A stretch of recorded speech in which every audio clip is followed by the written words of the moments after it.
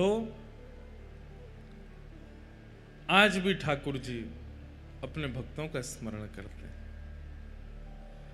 पुण्यात्माओं का स्मरण ठाकुर जी नहीं करते। जो पुण्य की कामना से अपना संपूर्ण जीवन और संपूर्ण भक्ति भाव का व्यय करते हैं, ठाकुर जी कहते हैं तुम्हारे पुण्य के बदले तुमको स्वर्ग मिल ही रहा है, तुमको सुख समृद्धि मिल ही रही है, इसमें राजी रहो। लेकिन जो भक्त भक्ति की कामना करते हैं उन्हें पुण्य नहीं मिलता, उन्हें ज्यादा सुख समृद्धि की कामना भी नहीं होती, वो कष्ट में रहकर के ठाकुर जी का नाम भज लेते हैं। श्री नामाचार्य हरिदास ठाकुर, ध्यान से सुनिएगा, स्वामी श्री हरिदास जी महाराज जिन्होंने श्री कुंज बिहारी लाल जी को प्रकट करके हम सबको दर्शन का सौभाग्य प्राप्त किया, ऐसे ही एक श्री गौड़िया वैष्णव परंपरा के एक आचार्य चरण हुए जिनका नाम था नामाचार्य हरिदास ठाकुर। उनको नाम आचार्य कहा जाता, तो ऐसा नाम गाते थे कि उनका नाम सुनकर के जीव परिवर्तित हो जाते थे। और आश्चर्य की बात, जैसे सालबेग अपने पूर्व भाव से मुस्लिम हैं, ऐसे ही श्री हरिदास ठाकुर भी पहले एक यवन कुल में जन्मे, लेकिन उन पर नाम का ऐसी कृपा हुई, ऐसा प्रभाव हुआ कि नाम का स्मरण करते करते उन्होंने कितनों का आचरण, कितनों का उद्धार कर दिया। तो उनके विषय में एक कथा आती है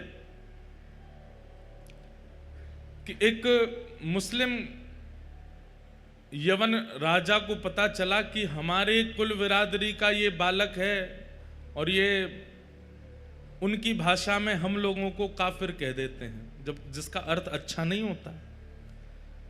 उनकी भाषा में ये एक प्रकार से अशुभ शब्द है, और वो कहीं ना कहीं हरिनाम जपने वालों को, ठाकुर जी को भजने वालों को और गैर उनकी परंपरा का पालन करने वालों को वो इसी शब्द से बुलाते हैं। तो वो राजा जो था, यवन राजा, उसने कहा कि हमारी कुल बिरादरी का ये बालक और जो यवन होते हुए ये हरिनाम गाता है, काफिरों के भगवान का नाम गाता है। अपनी पूरी सेना से कहा कि उसको कैसे भी परिवर्तित करो। खूब लोभ दिए, लेकिन हरिदास ठाकुर ने नाम नहीं छोड़ा। तो फिर राजा ने कहा कि एक काम करो, इनको सूली पर चढ़ा दो। ध्यान से सुनिएगा। तो फिर किसी ने कहा कि सूली पर चढ़ाने पर तो बड़ी आसान मृत्यु हो जाएगी, लटकेगा, मर जाएगा। ऐसे अपने कुल बिरादरी का त्याग करने वाले, काफिर बन जाने वाले को तो बहुत दर्दनाक मृत्यु देनी चाहिए। तो बोले क्या दें? बोले बाजार में घुमा घुमा के, हाथ पैरों में हथकड़ी बेड़ियां बांध के, और लोहे की जो क्या बोलते हैं उसको, जो मारते हैं, क्या बोलते हैं, क्या बोलते हैं,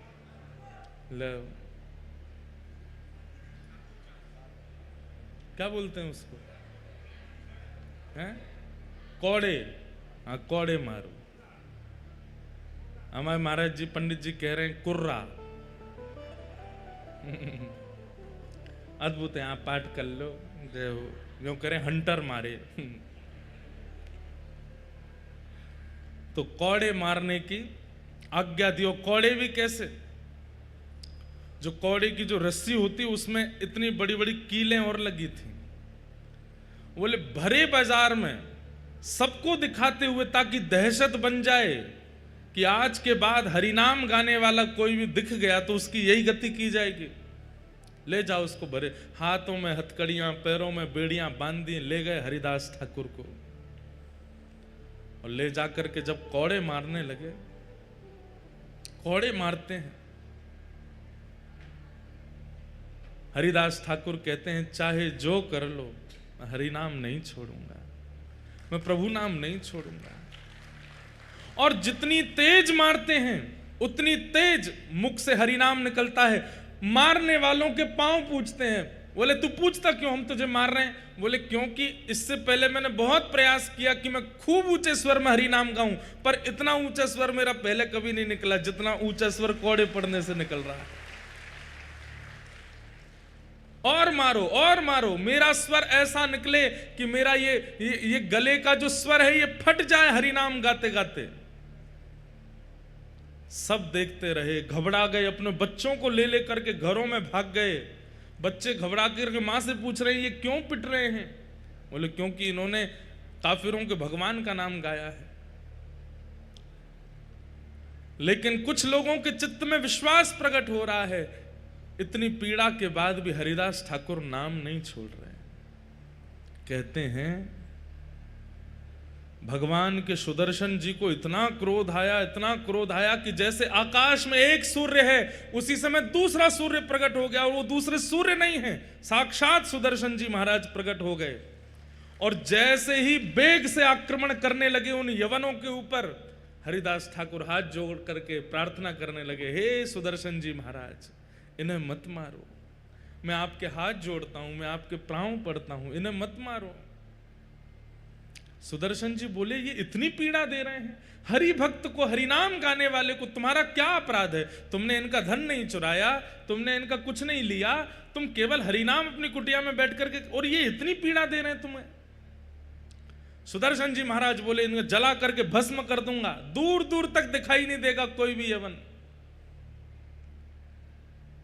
हरिदास ठाकुर कहते हैं महाराज ये कलयुग है, ये सतयुग नहीं है, ये त्रेता नहीं है, ये द्वापर नहीं है। सतयुग त्रेता द्वापर में हे सुदर्शन जी महाराज आपने खूब उद्धार किया है, अब उद्धार नहीं, अब तो स्वीकार करना है सबको। मैंने आज तक जितने भी नाम जप किए हैं उन सब नामों का प्रभाव, उन सब नामों का फल इन यवनों को दे दो, जैसे मैं यवन कुल का होकर के आज हरि नाम गा रहा हूं। हे सुदर्शन जी महाराज आप अपनी कृपा दृष्टि से अगर इनको देख लेंगे तो ये भी हरि नाम गाने लगेंगे। अब उद्धार नहीं करना है, अब तो स्वीकार करना है। कहते हैं इसीलिए महाप्रभु जगन्नाथ जी के बगल में सुदर्शन जी महाराज को आप देखेंगे तो यहां चक्र रूप में सुदर्शन जी नहीं है जगन्नाथ जी के बगल में, एक दंड रूप में, केवल एक डंडे के रूप में सुदर्शन जी महाराज खड़े हैं। वो नुकीली धार, वो उनका वेग स्वरूप, वो उनका आक्रामक स्वरूप क्यों नहीं है जगन्नाथपुरी में? ऊपर नील चक्र विराजमान है, लेकिन महाप्रभु जगन्नाथ जी के बगल में आयुध रूप में, जहां आयुध रूप में चक्र रूप होना चाहिए था वहां पर डंडे के रूप में खड़े हैं, बिल्कुल नुकीले नहीं हैं। क्यों? क्योंकि ये कलयुग है, यहां उद्धार नहीं, यहां स्वीकार करना है। चाहे कितना भी पापी हो, कितना भी कठोर पाप कर्म करने वाला हो, महाप्रभु जगन्नाथ जी ने आज्ञा दी है सुदर्शन जी को कि यहां मारना नहीं है, यहां पर तारना है, स्वीकार करना है। ऐसे नामाचार्य श्री हरिदास ठाकुर कहते हैं कि एक बार उनके, वे भी जगन्नाथपुरी आए थे, श्री चैतन्य महाप्रभु के साथ में यहां विराजमान रहे, खूब ठाकुर जी का, श्री जगन्नाथ महाप्रभु का खूब नाम गाया। उनके ऊपर कलंक लगाने के लिए, अब ये मारपीट से नहीं नाम छोड़ रहे थे तो फिर दूसरा उपाय अपनाया। क्या उपाय अपनाया? वो जिस कुटिया में बैठ करके भजन करते थे वहां पर एक वैश्या भेज दी, और वैश्या से पहले से ही कहकर के भेजा कि तुम जाकर के इन हरिदास ठाकुर के साथ में ऐसा व्यवहार करना, ये जैसे ही तुम्हारा स्पर्श करें जोर जोर से चिल्लाना, हम सब लोग तुरंत वहां आ जाएंगे और इनका दुर्प्रचार कर देंगे पूरे नगर में। तो दुर्प्रचार होने के कारण ये भीड़ जो लगती है इनके पास में, ये भीड़ खत्म होगी और लोग नाम वाप जपना बंद कर देंगे। तो वैश्या वो बोली ये तो मेरे बाएं हाथ का खेल है। कितनी आयु है इनकी? बोले 25-26 साल के हैं। बोले अभी जाती हूं। वैश्या आई और आकर के जैसे हरिदास ठाकुर को प्रणाम किया, प्रणाम करके कहा इतने युवा हो आप, कैसा आपका यौवन है, कैसा आपका स्वरूप है, और इस स्वरूप में, इस युवा अवस्था में आप ये सब क्या नाम में जप में लग गए हो? छोड़िए ना, मेरे साथ बैठिए, थोड़ी वार्ता कीजिए, थोड़ा आनंद करते हैं। नामाचार्य श्री हरिदास ठाकुर बोले देवी आप जो चाहती हैं मैं सब पूर्ण करूंगा, आपकी जो मनवांछित इच्छा है, जैसा कहोगे वैसा ही करूंगा, पर मेरा नियम है मैं रोज 3 लाख नाम जपता हूं, वो हो जाए पूरे, उसके बाद फिर तुम्हारी बात मानूंगा। अच्छा, रोज 3 लाख जपते हो? बोले हाँ। अभी कितने बचे हैं? बोले अभी जैसे पूरा होगा मैं बताऊंगा।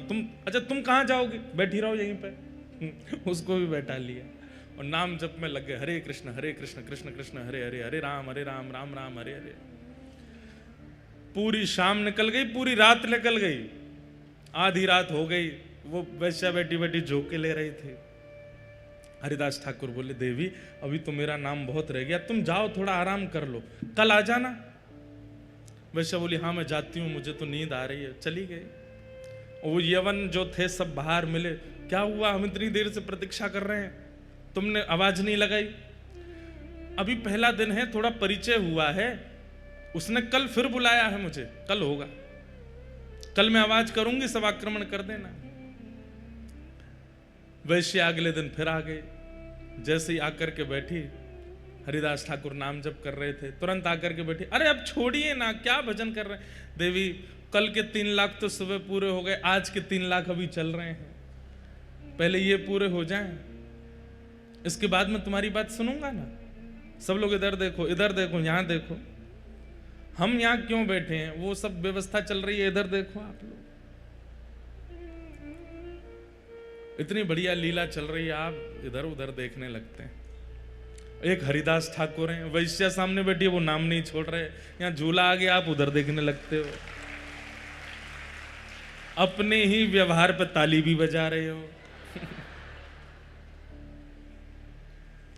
दूसरा दिन हुआ, वैश्य आकर के बैठ गए, छोड़िए ना भजन, क्या कहे, बोले 3 लाख नाम रह गए, थोड़ा सा और कर।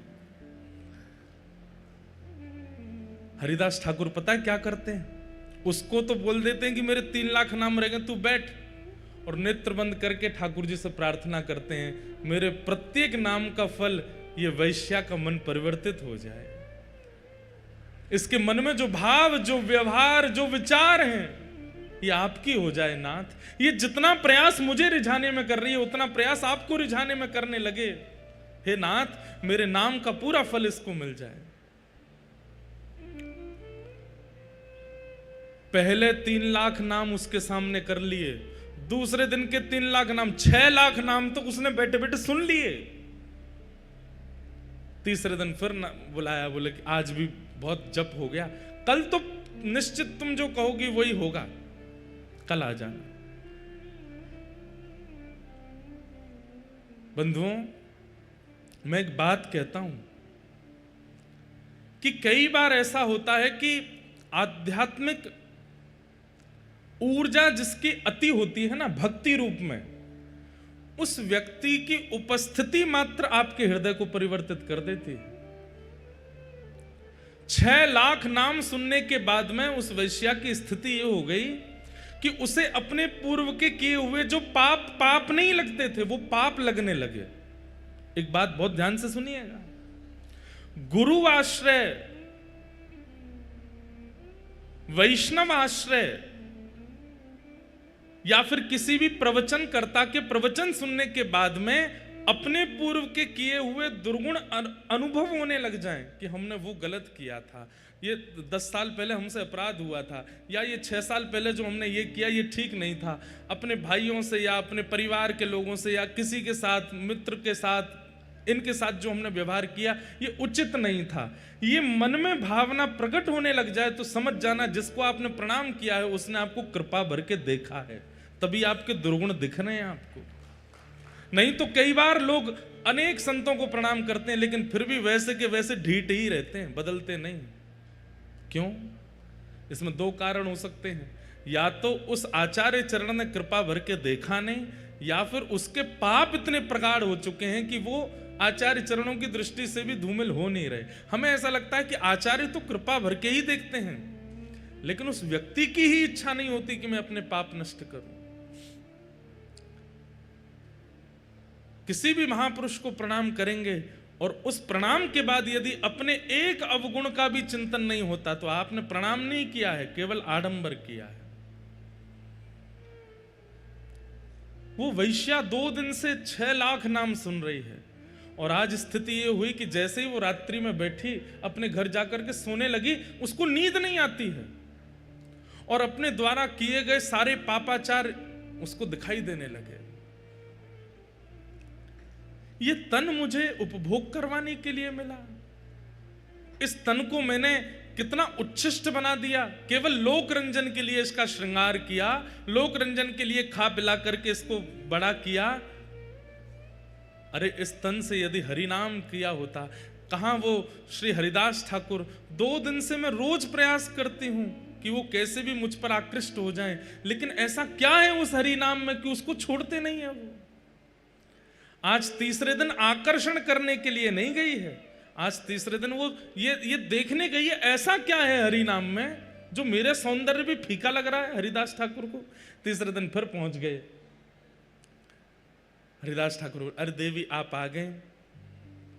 हाँ मुझे पता है आपका 3 लाख नाम रह गया है ना, वही करोगे आप तो।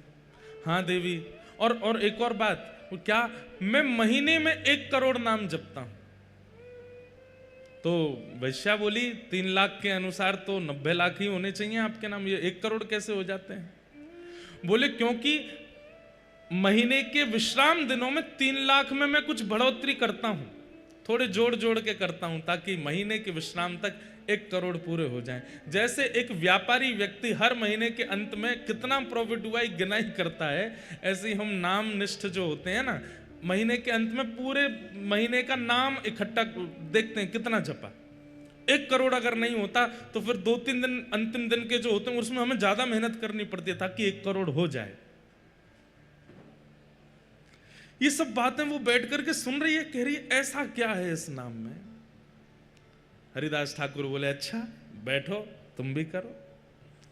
और जैसे ही उसने हरिनाम गाना शुरू किया, नेत्रों से अविरल अश्रुधार गिरने लगे, रोम रोम कंपायमान होने लगा, अपने सारे पाप उसको दृष्टिगोचर होने लगे। अब तो उसे ये चिंता होने लगी कि मेरा उद्धार कैसे होगा। मैं इतनी पाप कर्म कर चुकी हूं, कितने महात्माओं को बर्बाद कर चुकी हूं, कितने लोगों के घर उजाड़ चुकी हूं, अपने इस तन को मैंने कितनों को बेच दिया, अब मेरा उद्धार कैसे होगा। चरण पकड़ लिए हरिदास ठाकुर के, बोले मुझ पर कृपा करो। अब मैं आपसे केवल एक ही कामना करती हूं कि नाथ आप कृपा भर के मुझे देखो ताकि मेरा उद्धार हो। हरिदास ठाकुर कहते हैं व्यक्ति को जब अपने पूर्व के किए गए कर्म उनके प्रति आत्मग्लानि प्रकट हो जाती है और उस आत्मग्लानि के कारण अपने जीवन को परिवर्तन करने की इच्छा प्रकट हो जाती है, व्यक्ति का उद्धार तो तभी हो जाता है। समझ में आई बात? हम अपने अवगुणों को खुद से ही छुपाते हैं, गलत क्रियाएं करने के बाद खुद ही भूल जाते हैं,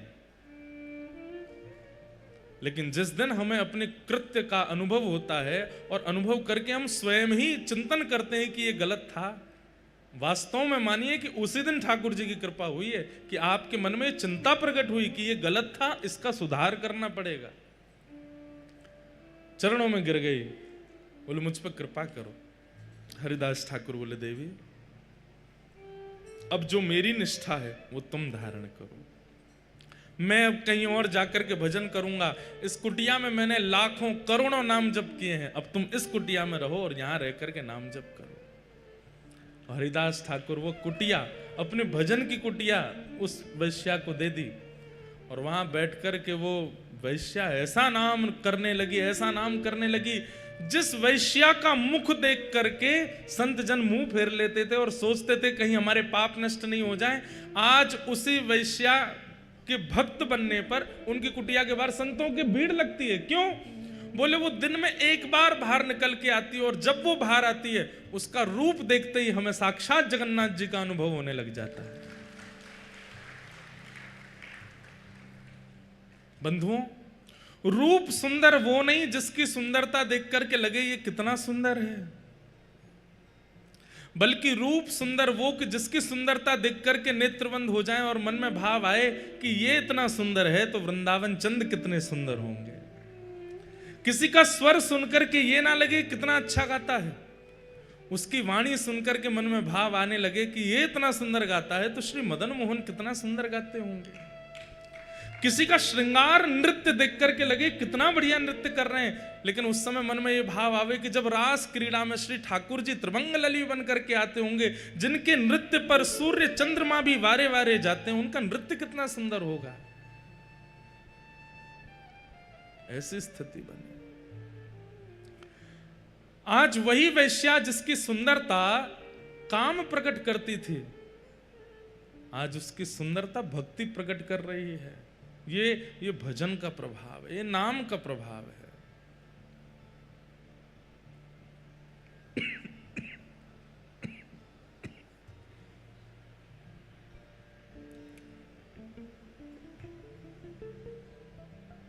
नाम का प्रभाव। तो हम निवेदन कर रहे थे कि आध्यात्मिक बनना एक बात है, पुण्यात्मा बनना एक बात है, और भक्त बनना विशेष बात है। कथा का उद्देश्य, महाप्रसाद सेवन का उद्देश्य, आप लोग पुण्य अर्जन करना मत रखो। तीर्थ यात्रा का उद्देश्य, समुद्र स्नान का उद्देश्य, उसके प्रति पुण्य की भावना मत रखो, भक्ति की भावना रखो, भक्ति की इच्छा रखो। अहम भक्त पराधीन, स्वयं भगवान श्री जगन्नाथ कहते हैं कि मैं अपने भक्त के पराधीन हूं। पूरा विश्व मेरे पराधीन है, पर मैं अपने भक्त के पराधीन हूं। ऐसे नामनिष्ठ बनिए। आज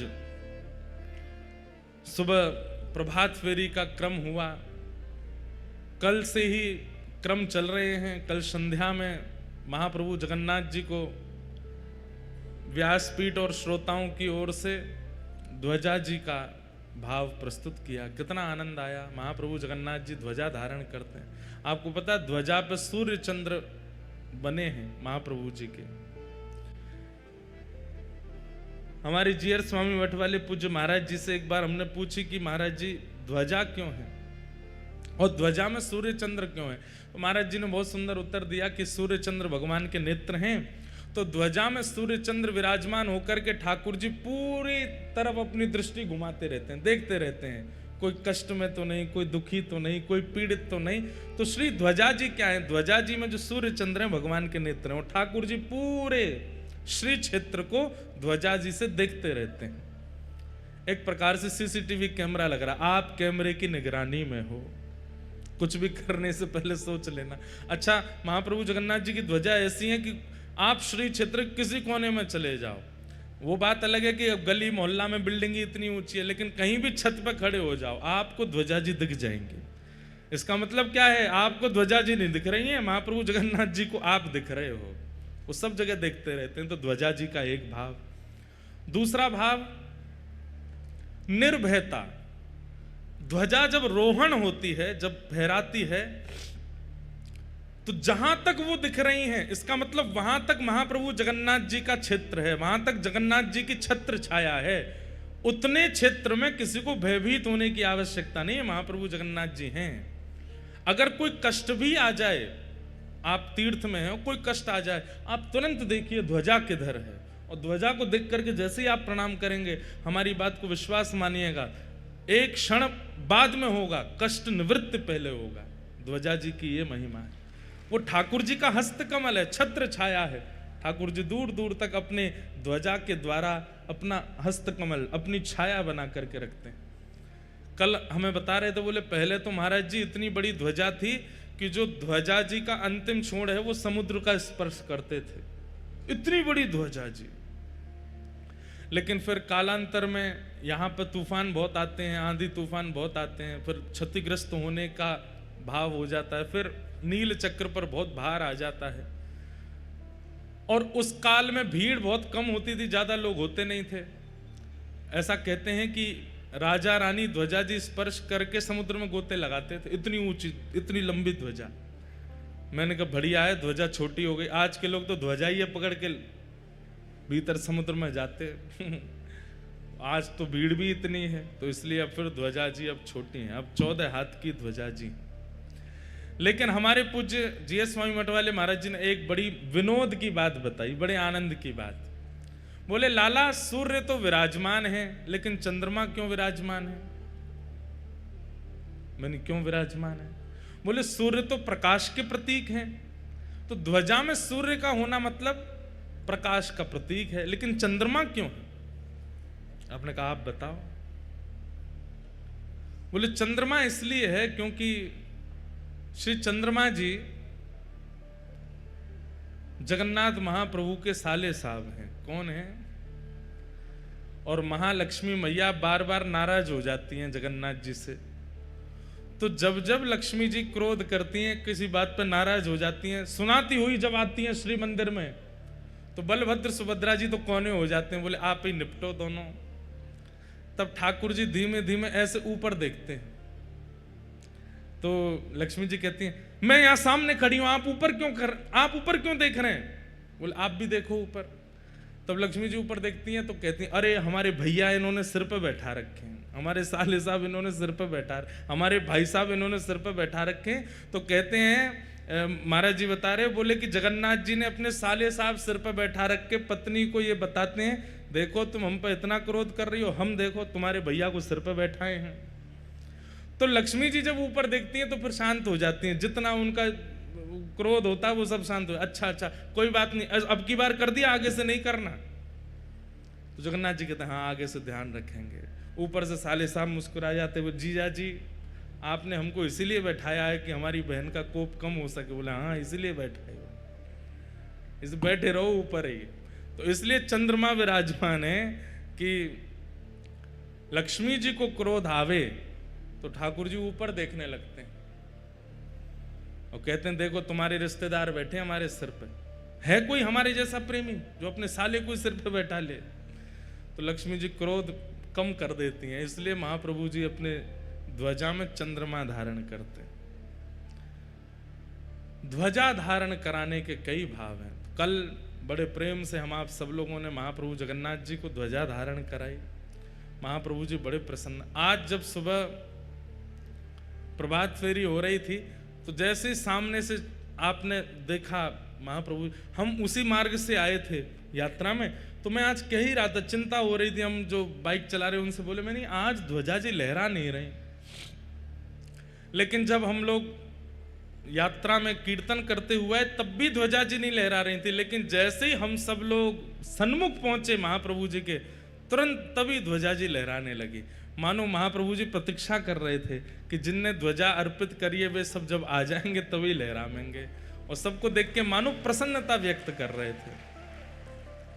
तो कल ध्वजा जी अर्पित हुई, उसके बाद फिर दर्शन की मारकाट मची, कौन पहले भीतर घुसे। अब हमको जहां से ले जाने के लिए मार्ग बनाया था भीतर, वहीं हमारे सबरे ध्वजावारी भी आ गए, हम भी यहीं से ही घुसेंगे। पुलिस वाले बोले एक की परमिशन है, ये 1000 कहाँ से घुसेंगे? हमने कि भैया हमें जान दो यहाँ से। तो इतने डीट हो गए कल तो सब, हम भी यहीं से घुसेंगे, आपके संग ही जाएंगे। मैंने आ जाओ भैया। 2-3 बार स्थान परिवर्तित हुए, कभी कहीं से कभी कहीं से, भीतर जाने को मिले नहीं। हमने कि आज महाप्रभु जी दर्शन देंगे नहीं। लेकिन अंदर पहुंचने के बाद पता चला, हम जैसे ही पहुंचे तो गेट बंद हो गए भीतर के। महाप्रभु जगन्नाथ जी को आरती का दर्शन कराना था, इसलिए विलंब करा रहे थे। अगर पहले ही भीतर चले जाते तो आरती नहीं मिलती कल। लेकिन इतनी देर बाहर हम लोग जो विलंब करते रहे उसका ये आनंद मिला कि फिर भीतर जाके आरती दर्शन हो गई। महाप्रभु जगन्नाथ जी की संध्या आरती हुई। कल ऐसे महाराज बढ़िया ऐसे नवे धुवे लग रहे थे जगन्नाथ जी, जैसे आज बिल्कुल नहा धो करके बिल्कुल श्रृंगार आदि करके बैठे हों, चकाचक सुख दे रहे थे कल। उसके बाद फिर रात्रि में जीयर स्वामी मठ में महाप्रसाद हुआ। महाप्रसाद का नियम है बंधुओं कि वो झूठा नहीं होता। आप सब लोग व्यवस्थित एक एक पत्तल में बैठ करके पा रहे थे, हमको बहुत अच्छा तो लग रहा था, लेकिन महाप्रसाद का नियम ऐसा, एक ही पत्तल में 4 बैठ जाओ। एक दालमा को महाप्रसाद में मिलावे, दूसरा उठा के पाले, ऐसे पाया जाता है महाप्रसाद तो। और ये सुख यहीं बाकी और कहीं भी आप पाएंगे तो वहां आपको बड़ी मर्यादा से ही पाना पड़ेगा। जूता नहीं उठा सकते, हाथ आपको कहीं भी नहीं लगा सकते, उस स्पर्श का भाव है, सब चीज अपरस में रहनी पड़ती है, प्रसाद एक ही हाथ से पाना पड़ता है सब कुछ। पर यहाँ जगन्नाथपुरी का नियम है, एक तो आसन पे नहीं बैठना है, दूसरा नीचे बैठ करके पाना है, और तीसरा कोई लगा करके सामने दे दे तो बात अच्छी नहीं, तो जो पा रहा है उसके बगल में बैठ के, भले ही वो अपरिचित है, आप पा सकते हैं। हम जब कल घूम रहे थे वहां, एक दो बार मन तो हुआ एक आध अम्मा के सामने बैठ के हम भी पा लें, पर मैंने कि फिर सबके यहाँ पाना पड़ जाएगा, सब यूँ कहेंगे अम्मा से भी पाओ, इसमें से भी पा के जाओ, और फिर पेट तो न के ही है।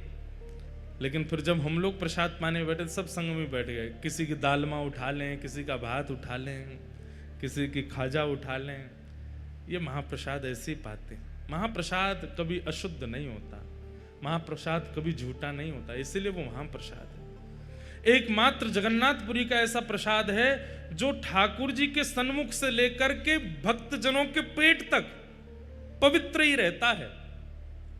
वो जीभ पर जाने के बाद भी अशुद्ध नहीं होता, नहीं तो हर वस्तु जीभ पर जाती झूठी हो जाती है, लेकिन महाप्रसाद आपके उदर तक जाने तक भी अपवित्र नहीं होता, वो पवित्र ही रहता है। ऐसा केवल जगन्नाथपुरी का महाप्रसाद है और कहीं ऐसा संभव नहीं है। ऐसे महाप्रसाद को कल पाया। आज सुबह मंगल ठाकुर जी के सामने हरिनाम संकीर्तन करते हुए सब लोग आए। जगन्नाथपुरी में तो बिना मेहनत किए पसीना आ जाता है।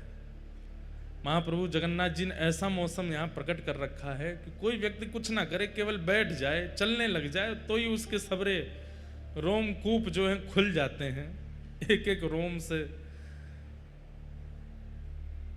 और ये जो पसीना आता है ना, इसमें बड़ी कमजोरी आती है, लेकिन ऐसे में भी कोई नृत्य करे, कोई गावे, तो सोचो उसकी ऊर्जा कितनी होगी।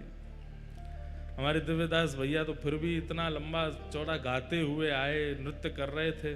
मैं जब पहुंचा तो मैं तो एक बार घबरा गया, मैंने कि यहाँ कैसे होगी, छोटी छोटी गली में से होके जा रहे, इतनी संख्या में सब लोग, लेकिन आप सबको देख देख करके ही ऊर्जा प्राप्त हो रही थी। खूब आनंद हुआ। महाप्रभु जगन्नाथ जी के सन्मुख पहुंच करके ऐसा लग रहा था जैसे महाप्रभु चैतन्य और साथ में उनके समस्त भक्त मंडली मिलकर के उन्माद कीर्तन कर रही है और महाप्रभु जगन्नाथ जी उसे श्रवण कर रहे हैं। खूब आनंद हुआ। आज कथा का चतुर्थ दिवस है और आज ठाकुर जी का जन्मोत्सव यहाँ होना है। हम लोग अब क्रम पूर्ण कर लें और ठाकुर जी का जन्मोत्सव प्रेम और भाव से आज जगन्नाथपुरी में मनाएंगे।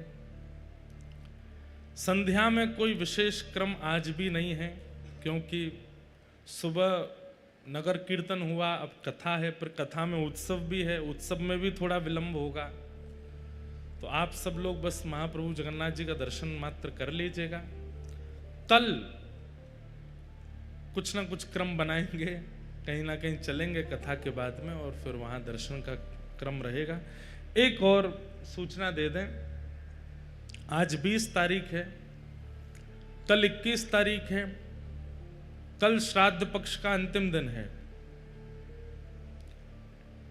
कल बंधुओं निश्चित ही आप सब लोग अपने अपने पूर्वजों का स्मरण करके और श्री महाप्रसाद और दालमा का थोड़ा थोड़ा भाव लेकर के अपने पूर्वजों का स्मरण करके, और जैसे पिंड दान करते हैं वैसे ही महाप्रसाद का ही पिंड बना करके श्री जगन्नाथ जी के महोदधि में ही अर्पित कर देना।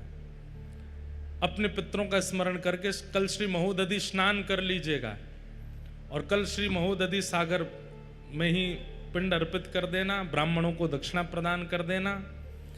महाप्रसाद से यदि आपने अपने पितरों का स्मरण करके महोदधि में वह अर्पित कर दिया, आपके पितरों के आज तक जितने आपने श्राद्ध किए समस्त श्राद्धों का फल पूर्ण हो जाएगा। महाप्रसाद अर्पित कर दीजिए, आपके पितृ आनंदित हो जाएंगे, प्रसन्न हो जाएंगे, तृप्त हो जाएंगे, जितने भी पितृ दोष आदि हैं सब निवृत्त हो जाएगा। महाप्रसाद अर्पित कर दीजिएगा। कल विश्राम दिवस है श्राद्ध पक्ष का। कई बार ऐसा होता है कि आप जब रात्रि में सोते हैं तो आपको सर्प दर्शन होते हैं, सांप दिखते हैं। सांप दिखने के दो कारण हमारे वास्तु विशेषज्ञ और जो एस्ट्रोलॉजर होते हैं वो लोग बताते हैं। एक कारण तो ये बताते हैं कि धन प्राप्त होने वाला है, पर अगर पितृपक्ष में सर्प दर्शन होता है तो उसका एक यह भी संकेत माना जाता है कि आप शायद श्राद्ध अच्छे से कर नहीं रहे हैं, इसलिए पितृ आपको संकेत कर रहे हैं कि हमारा श्राद्ध अच्छे से कर दो। तो सर्पों के द्वारा वो यह दिखाते हैं। और भी उसमें कई क्रम है, पर मूलतः हमें यही पता है कि मानो पितृ ये आज्ञा कर रहे हैं कि थोड़ा श्राद्ध अच्छे से कर दो।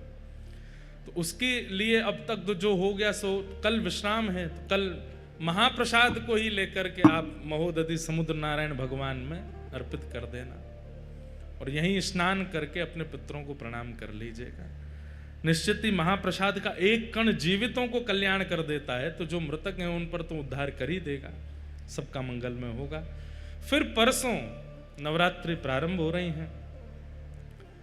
22 तारीख को सुबह कथा होगी और फिर संध्या काल में यहाँ पर गुरु दीक्षा का क्रम होगा। और कई बालक, कई लोग तो यहाँ इसीलिए आए कि हमें धाम में दीक्षा चाहिए। दीक्षा हम बहुत दिनों से गुरु पूर्णिमा के बाद दिल्ली में दी थी, उसके बाद तो अभी तक दे नहीं रहे हैं, पर 22 तारीख को यहाँ दीक्षा का क्रम होगा। जिनके चित्त में प्रगाढ़ इच्छा हो वही दीक्षा लीजिएगा। संध्या काल में दीक्षा का क्रम रखेंगे और जिनकी दीक्षा हो चुकी है वो लोग तो बैठ सकते हैं यहाँ पर जिनकी दीक्षा नहीं है या अन्य संप्रदाय में है वो संध्या काल में नहीं आइएगा, केवल जिनकी दीक्षा होगी वो आएंगे। कल शाम को जिन जिन को दीक्षा लेनी है वे लोग अपना नामांकन करा लीजिएगा। कैसे होगा वो सब आपको पता चल जाएगा। बस नाम अंकित करा के परसों कथा के बाद एक समय दे देंगे, उस समय यहाँ उपस्थित हो जाएंगे महाप्रभु जगन्नाथ जी के चरणों में। और हमारा तो गुरु स्थान भी है, उस भाव से फिर यहाँ 22 तारीख को दीक्षा का क्रम होगा। जिनकी दीक्षा नहीं हुई है, जिनको भावना है, वो यहाँ दीक्षा लीजिएगा।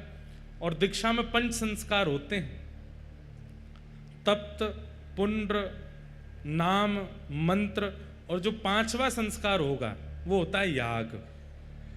तो याग में अपने इष्ट को प्रणाम किया जाता है, ठाकुर जी को प्रणाम करके अपने एक दुर्गुण का त्याग किया जाता है। वह समस्त दुर्गुण त्याग कर दो तो बहुत अच्छा, पर अपने दुर्गुण का त्याग करके ठाकुर जी के सामने शरणागति की जाती है। तो यहाँ जिन लोगों की दीक्षा होगी उन्हें शरणागति देने के लिए जगन्नाथ मंदिर ही जाना है। दीक्षा लेते ही तुरंत श्री मंदिर जाइए और जाकर के अपने गुरु प्रदत्त नाम को बोल करके महाप्रभु जगन्नाथ जी के सामने याग करना है। कैसे करना है वो हम बता देंगे। तो 22 तारीख को दीक्षा का क्रम होगा। जो जो यहाँ आए हैं दीक्षा के भाव से वो परसों 22 तारीख को दीक्षा ले लीजिएगा। आइए अब क्रम को आगे ले चलते हैं श्री ठाकुर जी के जन्मोत्सव की ओर। परीक्षित राजा को 7 दिन में मृत्यु का श्राप लगा और श्री सुखदेव जी महाराज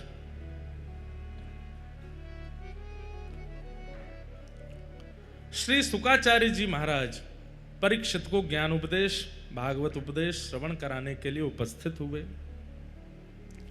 परीक्षित भी मुक्ति की कामना कर रहे थे, 7 दिन में मरने वाली की मुक्ति की उपाय बताओ। पर श्री सुकाचार्य जी ने उनसे कहा कि मुक्ति नहीं, भक्ति मांगो। मुक्ति मतलब मृत्यु के उपरांत भगवान का दर्शन, और भक्ति मतलब जीवित अवस्था में ठाकुर जी का साक्षात्कार। भक्ति की कामना करो।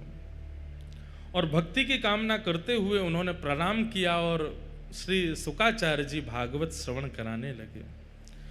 सृष्टि प्रसंग बताया। सृष्टि प्रसंग के बाद स्वयंभू मनु शत्रुपा के 3 पुत्री और 2 पुत्र हुए।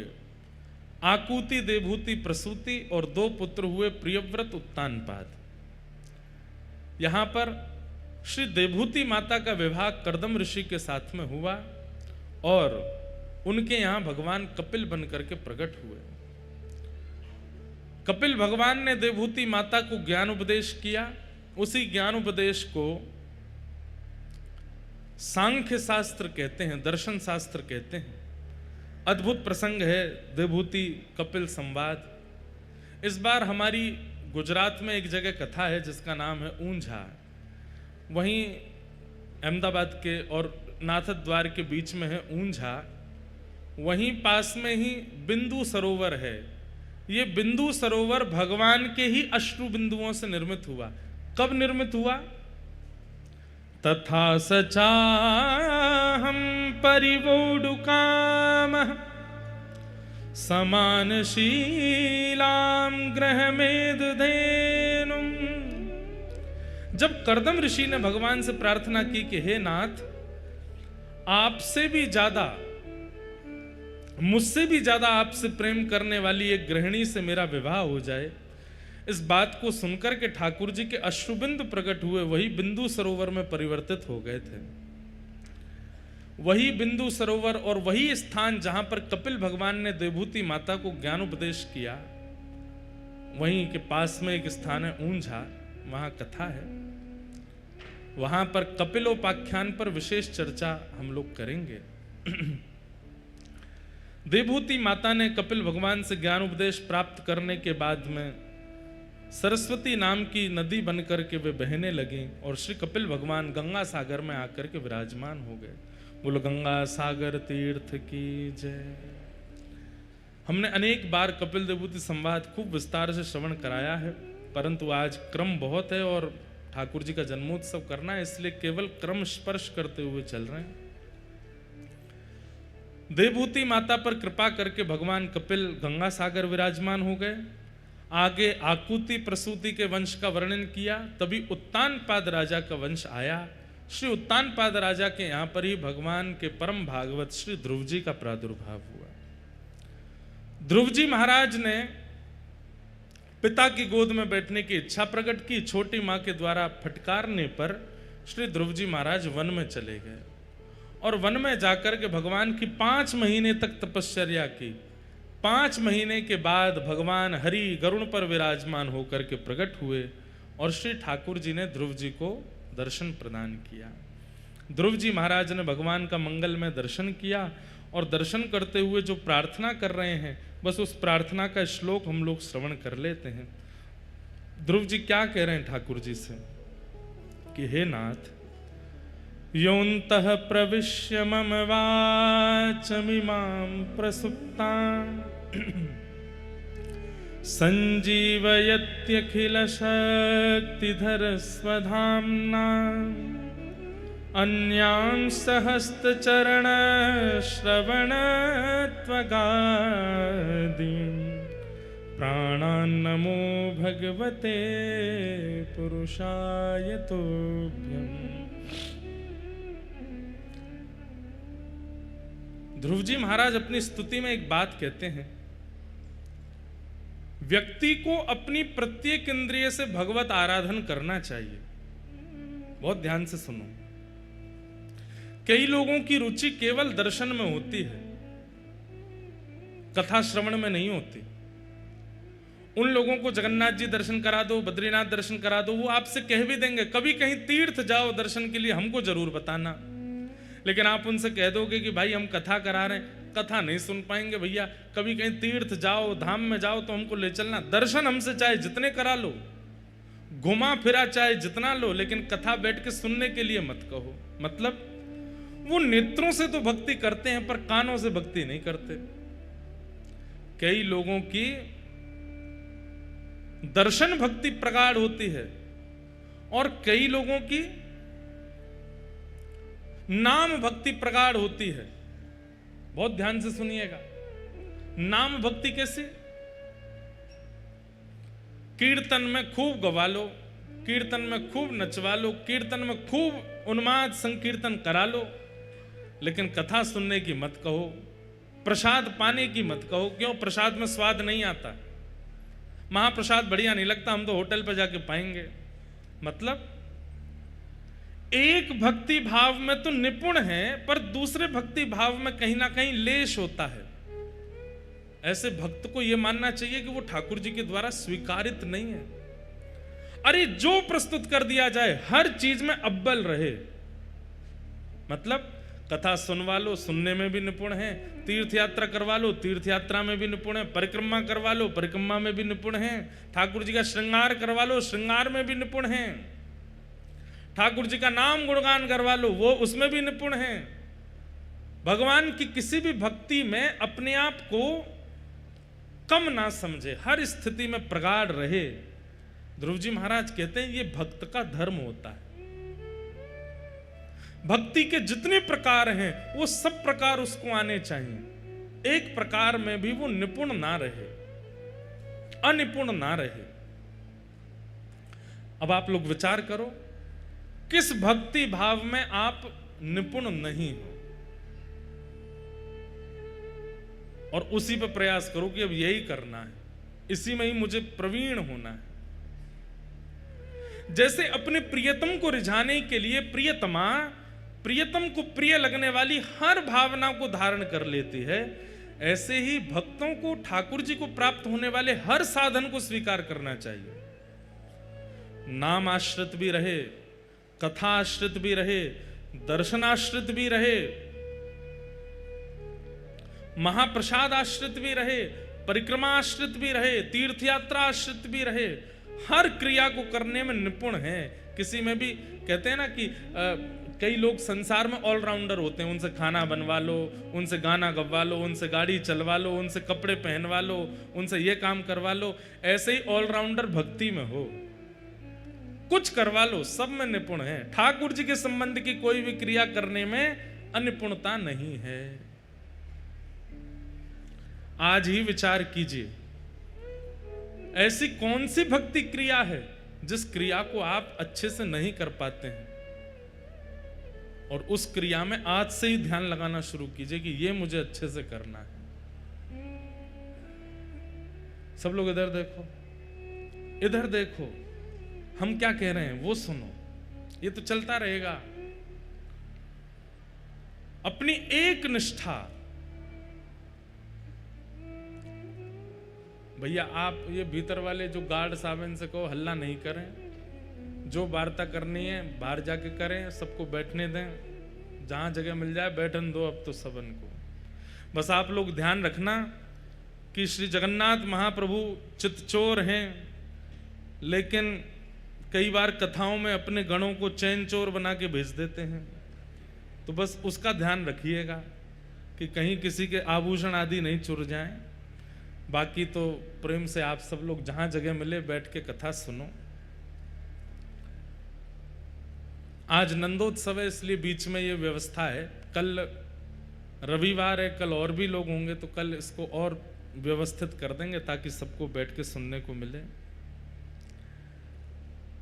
हम क्या कह रहे हैं, अपनी प्रत्येक भगवत परायण स्थिति को प्रगाढ़ कीजिए।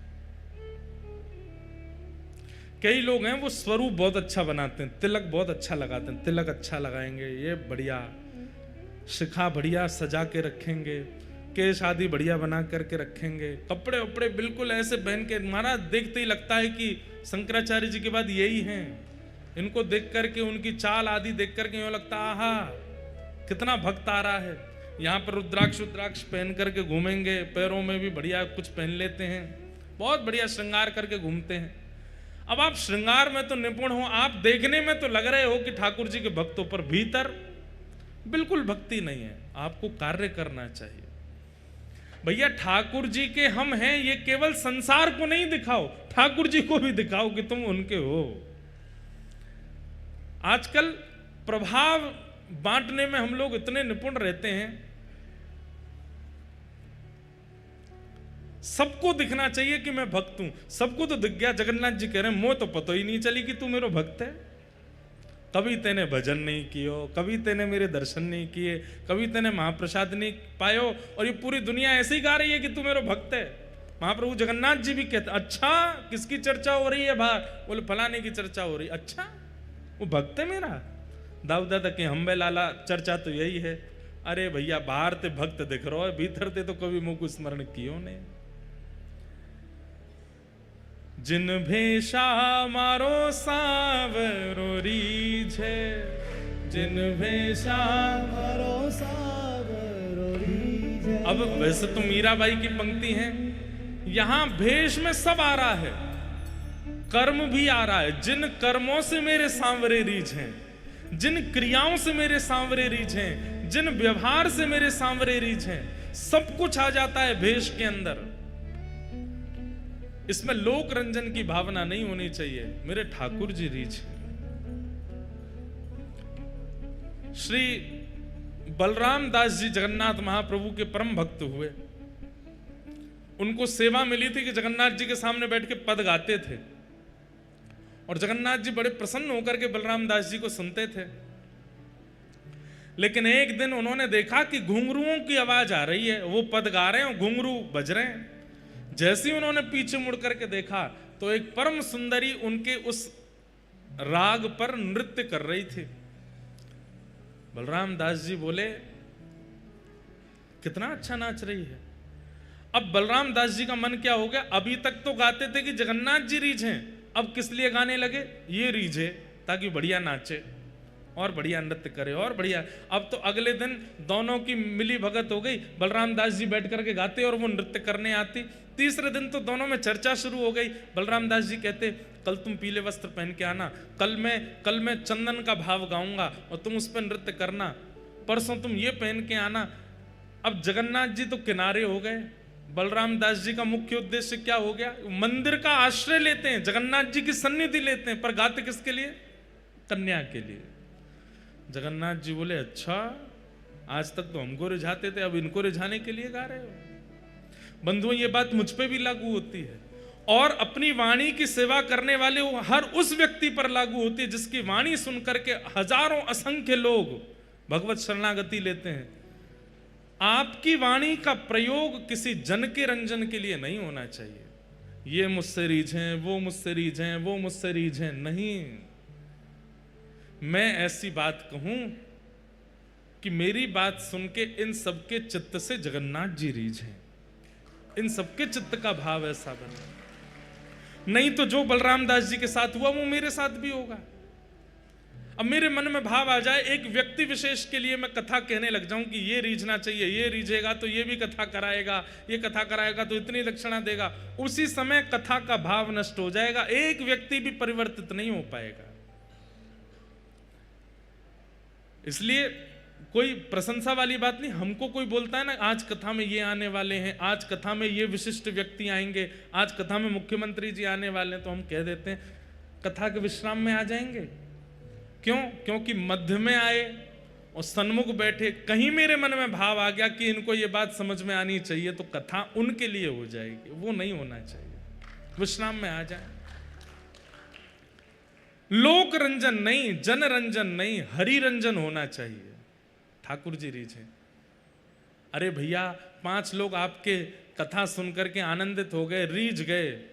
5 लोग कल को आपके बारे में कुछ गलत सुनेंगे तो 5 ही गाली भी देंगे, लेकिन महाप्रभु जगन्नाथ जी एक बार रीझ गए, कल को पूरी दुनिया आपकी विपरीत हो जाएगी, महाप्रभु जगन्नाथ जी भी तब भी आपकी साइड ही लेंगे। बोले मैं या तो रीझो भयो हूं, या को त्याग कैसे कर सकूं। आज भले ही पूरी दुनिया इसके विपरीत है, पर मैं या के संग हूं। महाप्रभु जगन्नाथ जी ऐसे प्रेमी हैं। तो बलराम दास जी कन्या का रंजन करने लगे। दोनों में मित्रता इतनी बढ़ गई कि अब तो प्रेम हो गया। और प्रेम नहीं हुआ, संसारी प्यार हुआ। अब तो मंदिर जाना भी बंद कर दिया। कभी समुद्र के तट पे घूम रहे हैं, कभी कहीं घूम रहे हैं, कभी कहीं डोल रहे हैं। अब पुजारी लोग प्रतीक्षा करते, बलराम दास अब सेवा करने नहीं आता। चर्चा हो गई पूरी जगन्नाथपुरी में कि वो तो अब दूसरे मार्ग पर चला गया है। लेकिन एक दिन, जिस दिन रथ यात्रा होनी थी, उस दिन अचानक सुबह उठे बलराम दास जी, सोचने लगे आज रथ यात्रा है। मेरा बालपन से एक सौभाग्य रहा कि मैं बचपन से ही महाप्रभु जगन्नाथ जी के सामने गाता हूं और मेरे गायन के बाद ही रथ खिंचता है, और मैं अभी तक सो रहा हूं, अभी तक पड़ा हूं। ये मेरा जीवन को क्या हो गया, ये मेरे व्यवहार को क्या हो गया। मैंने महाप्रभु जगन्नाथ जी की जगह किसी और को प्रधानता दे दी। और उसी समय मन, ठाकुर जी कहते हैं ना, नमे भक्त्या प्रणश्यति। इस बात को ध्यान रखिएगा, एक बार कोई ठाकुर जी की शरणागति ले लेता है, उसके बाद अगर उस भक्त का पतन भी होता है तो ठाकुर जी कुछ शिक्षा दिलाने के लिए पतन करा रहे हैं, लेकिन उसको बचा लेंगे, ये बात निश्चित है। ये बात निश्चित है। आपने एक बार यदि हृदय से जगन्नाथ जी को पा लिया है, एक बार हृदय से जगन्नाथ जी को पुकार लिया है, उसके बाद यदि आपका पतन भी हो रहा होगा, चिंता मत करना, महाप्रभु जी बचा लेंगे। वो पतन इसलिए करवा रहे हैं कि आपको कुछ शिक्षा मिले। बलराम दास जी को आज बोध हुआ कि मैंने क्या किया। जो राग, जो सेवा, जो गायन, जो स्वर महाप्रभु जी के लिए था, उससे एक जन का रंजन करने लगा मैं। दौड़ करके गए रथ यात्रा के आगे गाने के लिए, लेकिन आज पुजारियों ने उनको बैठने नहीं दिया। बोले कि अरे तुम अपने पद से भ्रष्ट हो चुके हो, तुमको अधिकार नहीं महाप्रभु जी के सामने गाने का, जाओ उसी के सामने गाओ जिसके सामने गाते हो। बहुत रोए। समुद्र के तट पर आकर के बालुका के रथ बना करके और श्री बालुका के ही जगन्नाथ जी विराजमान कर दिए और कहे महाप्रभु जी मुझसे अपराध हो गया। आपको रिझाने के लिए गाता था, पर एक अन्य को रिझाने के लिए गाने लगा, मुझसे अपराध हो गया। मेरी ये सेवा बचपन से चली आई है रथ यात्रा के आगे गाने की, लेकिन आज वो सेवा पूरी नहीं हो पाई। कृपा करके इस बालुका के रथ में ही मेरी सेवा को स्वीकार करो। और जैसे ही गाना प्रारंभ किया, महाप्रभु जी का रथ रुक गया।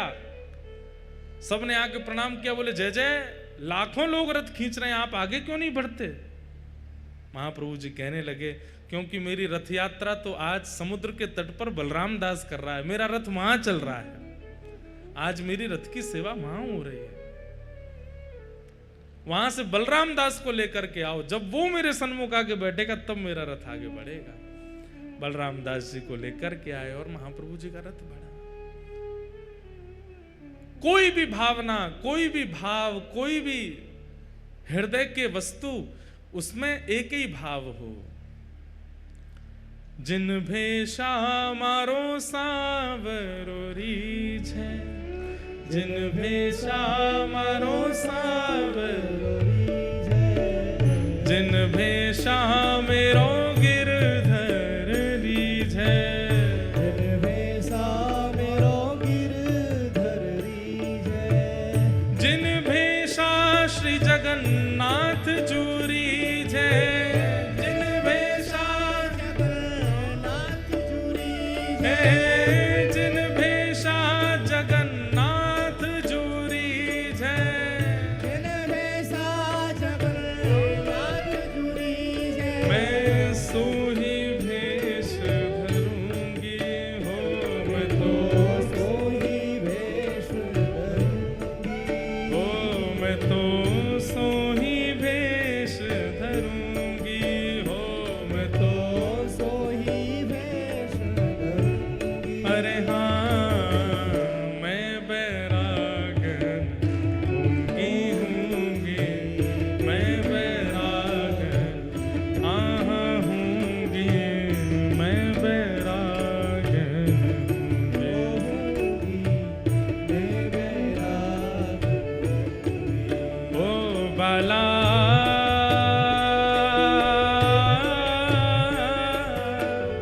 मैं बैरागन होंगी होंगी, मैं बैरागन होंगी होंगी, मैं बैरागन आहा होंगी, मैं बैरागन होंगी।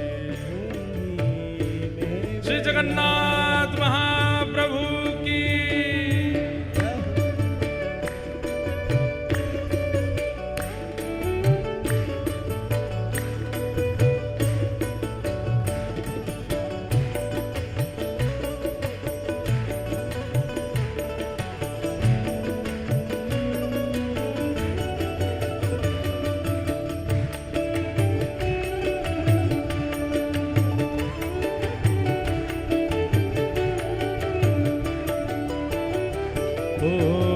कहो तो कुसुमल साड़ी रंगावा, कहो तो कुसुमल साड़ी रंगावा, हाँ कहो तो कुसुमल साड़ी रंगावा, कहो तो समझ